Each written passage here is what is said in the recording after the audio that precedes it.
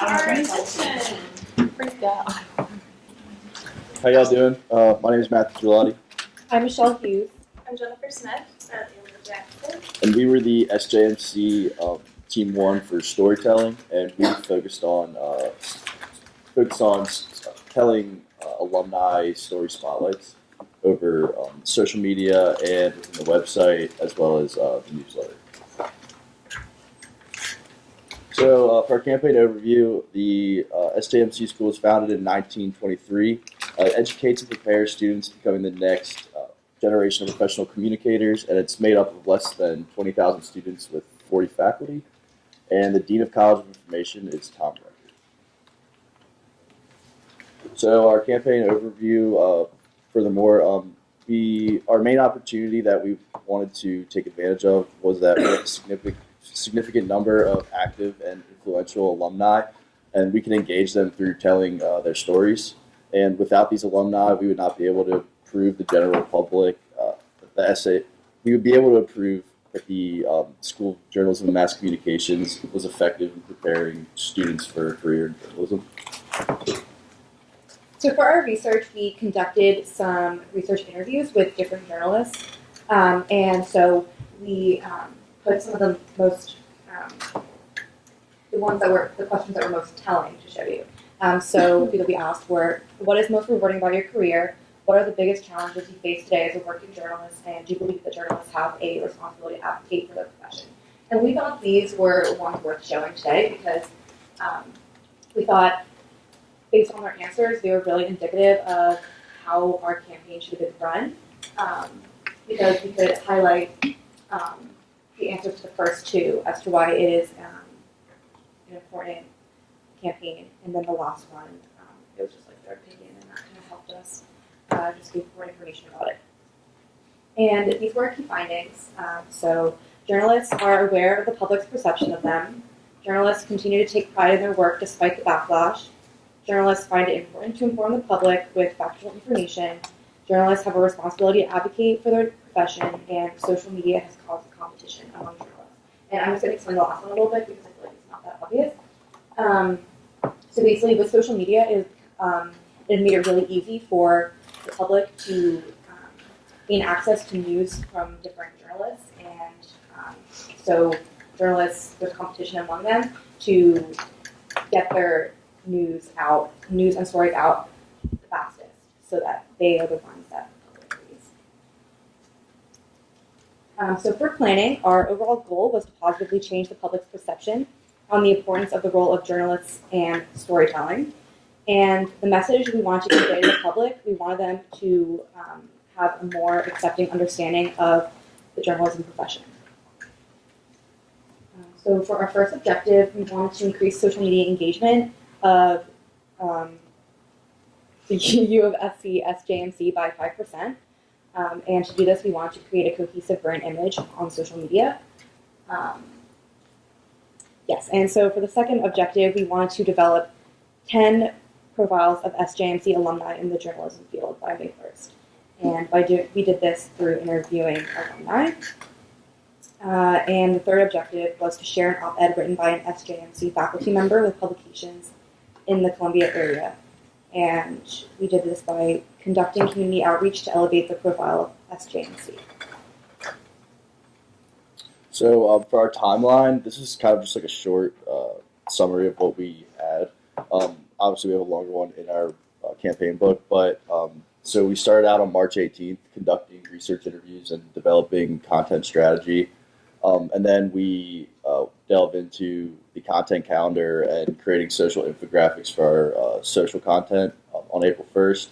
Then we started developing stories, creating our op-ed, and going out to research outlets on April 8th.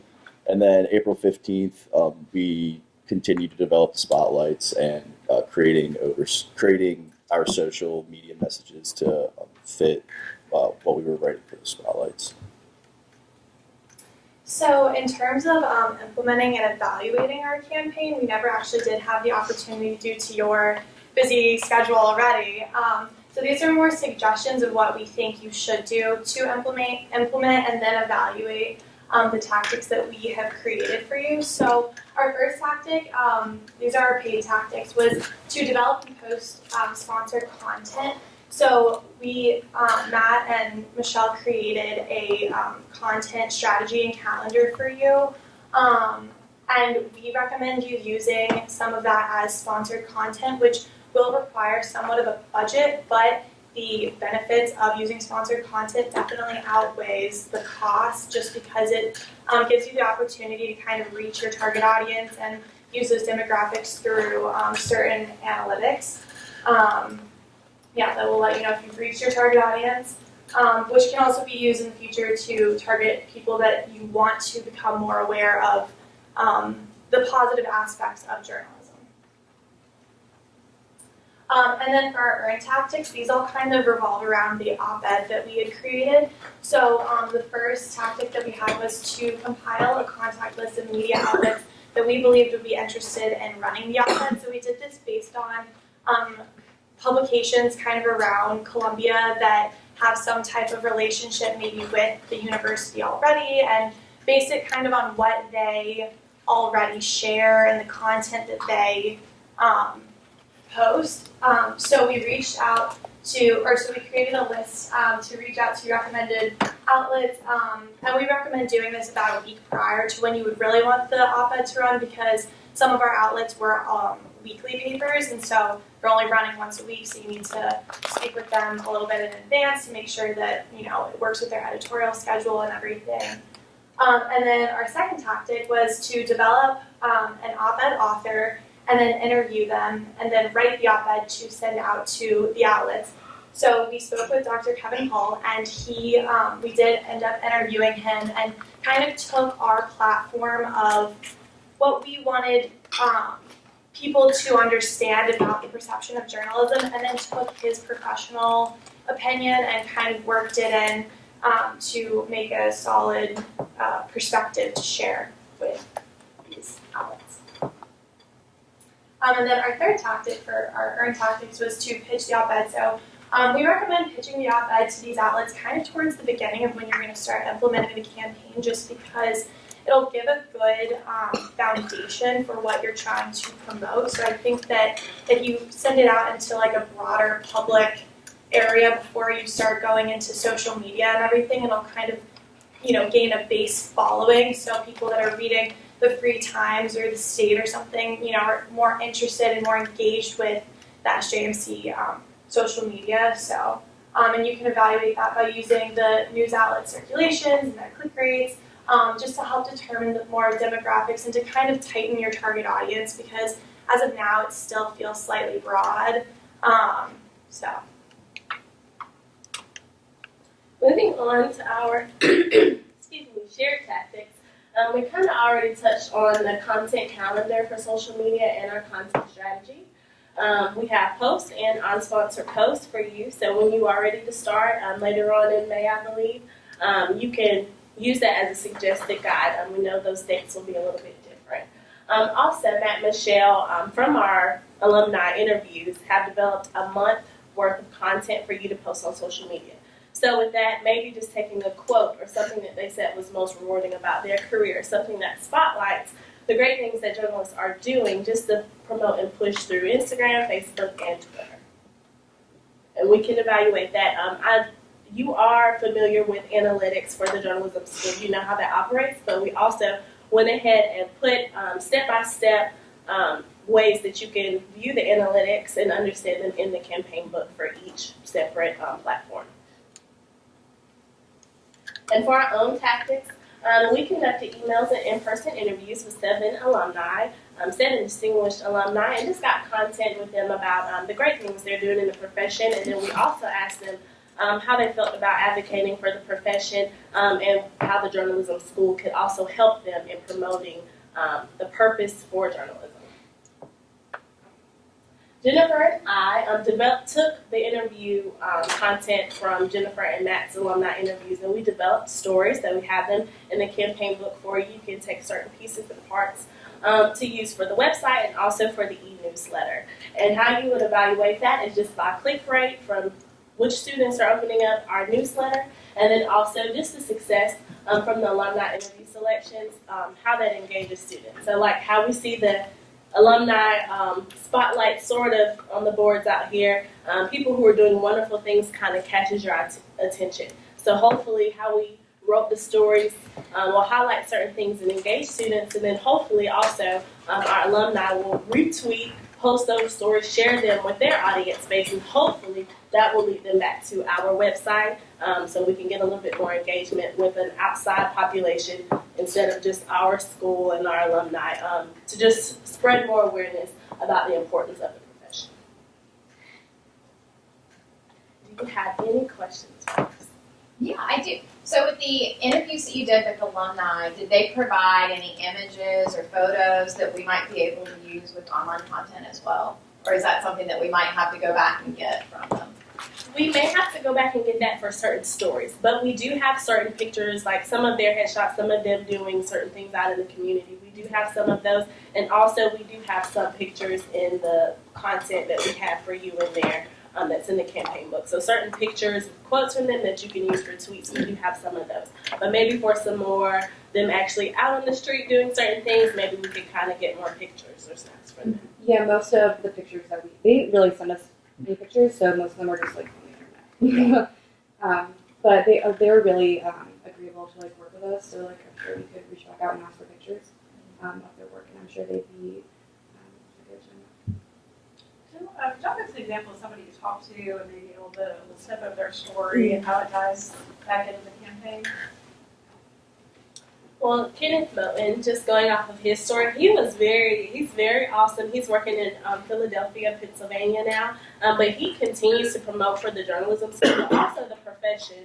He talked about a list of always, when he's going into these big conferences or these meetings, just not being afraid to be vocal as a journalist. And also from the journalism school, he was just saying that's another thing that we should do, not being afraid to be vocal when certain things are going on in the public, because he's continuing to just talk about the purpose for journalism and just being the watchdog, and also, you know, competing with people who also think that they're journalists, but also saying, hey, we know that with our political climate, we have these adversarial opinions and criticisms that are out there, but we're still doing great things out in the community, and we're an important part. One of our, I believe Jenny Knight, one of our other alumni, she talked about kind of being the fourth part of the government. She said it's kind of like being a fourth part of the government because you have a purpose to serve your people, and when you're doing that, that's what makes your job fulfilling, even though you have to go through all these barriers and all the things that are evolving within this past decade in the profession. Even someone like Jimmy DeButt, who, he works for the Capitol Gazette, he experienced the shooting, and he spoke about that actually. When we asked journalists what their most significant moment in their career was, he spoke about how that's something that will never be forgotten and how that was targeted because, it was a group of journalists, and how people, they do feel like there is a negative perception on them, but, he experienced firsthand what that can lead to. And he talked about how it was so significant that, while, it was such a scary time, they still the next day got a paper out and they talked about it. And, they worked with, their other sister papers. And I think it's interesting because we do talk about the competition between journalists now, but I think also, as journalists together, I think across the board, everyone we spoke with said, we are there for each other. We have to advocate together. We have to be a team. And that's a really big part of the journalism profession now. And, especially with the political climate and having to work together. So with the op-ed, those kinds of things, they always spark conversations. Mm-hmm. If that op-ed appears anywhere, we're going to start getting these comments from, the random internet trolls, but then also the real people who don't agree with us. What kind of criticisms do you anticipate, and how do you think we should respond? Well, I think that based on our research also, as we know, there is a negative perception of journalism. So the people that read this, and it's advocating for journalism. It's coming from a journalism professional, So I think that in terms of the people, I think that a lot of the comments that we would get, and in terms of a negative standpoint, I I think would not be anything that's totally shocking based on what we've already found in our research. I think that across the board, a lot of people that have a negative perception have the same reasoning for their negative perceptions. Yeah, I think people would just be like, no, you're wrong. Because it's not like in the op-ed he's saying anything like crazy. He's just saying, Controversial or anything. yeah, he's like, it's also coming from a journalism professor. So it's like, obviously he's going to advocate for it. He's not saying anything that's crazy. I think people would mostly just be like, no, you're wrong, you're biased. And be like, okay, no. But he also has experience as a journalist, not just, by being over the sequence, but also just the message behind it. I think some people will be like, oh, you're biased, and I think it also just depends on the message that journalists are giving out, because another thing that one of the other journalists talked about was just about certain audiences believing. A lot of backlash is coming from them saying, okay, you're biased, you're too left, you're too right. So I think for the journalism school, anything like you said that we put out is going to be under crucial eyes, just based off of how we're saying things. How are we being neutral, but are we still sticking firm to our message by what we're saying and not being too scared to say what's important about the field and the profession? So I think if we stay true to that core, just the importance of journalism, and also with Professor Hull, he said, I will hold back some comments that I want to say because that's my opinion, but it's kind of skewing farther off from the true message of the importance of journalism. So certain things we did put in there, which was good, but I think the core of the message, I feel like some people probably will have some backlash, but like they said, there was nothing really too controversial in there as far as topics, but I think it should get some good engagement. And also, he talked about his experience as a journalist too, so his firsthand. And I think firsthand is what people like to hear instead of secondhand or what they Right, like our opinion. They're kind of like, well, you guys aren't even actually journalist professionals. Yes. You're students, of course. You're being fed this, but like to hear it from firsthand from someone that is actually in the field, and is less biased now. He's now become a professor, and held back a little bit on what he really wanted to say. So Well, I think it comes back to our core of educating. Our job is education. We kind of bringing it back to what we are teaching and why we are teaching it, and the history of why we teach it.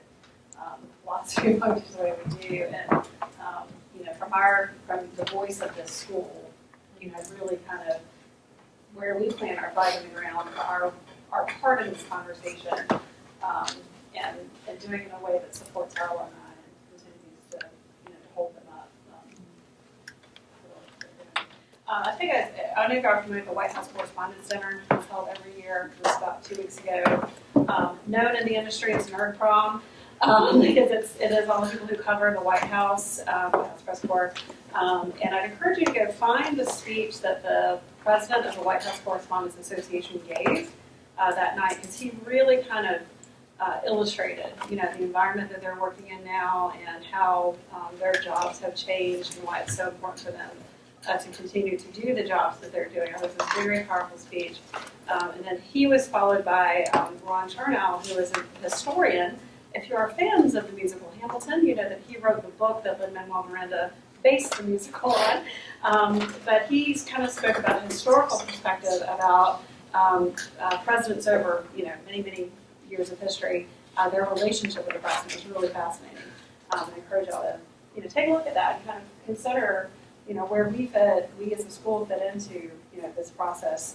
Even as PR professionals, your lives are very intertwined with journalists. We are very dependent upon one another professionally. And so I think understanding a little more about the work they do, hopefully them understanding more about the work we do, just helps all of us reach the people that need to reach our messages. So, do you have questions from our officer? I was going to say, I just do think that this is a really important campaign, and I think that both Jake's school teams are really fortunate to work on it, and I hope that you do choose to, implement these stories in the social media in the future, because I think that, especially from what we've learned, I think we always knew that, especially recently, that there's like a negative perception, but I think more now than ever, journalisms really are facing this challenge of being able to do their jobs while still, having to fight for, whatever they believe. Yeah.